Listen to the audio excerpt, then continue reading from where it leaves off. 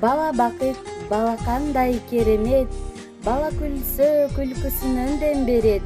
Бал тилинен ошол тилдер жаңырса, ошол бизге бакыт болуп сезилет. Балдай тили жан дүйнөмдү эргитет, күлүп койсо көңүлүмдү сергитет. Бала деген айтып бүткүс баяндай, баарыбызга бакыт болуп сезилет деп бүгүнкү биздин жашылуу күндүн ээси кичинекей тургунубуз Жаныбеков Салих уулубузду 5 жашка чыгышы менен куттуктайбыз. Келечегиң кең, баскан жолуң шыдыр болсун, жараткан ар бир кадамыңа бакыт нурун жар кылсын.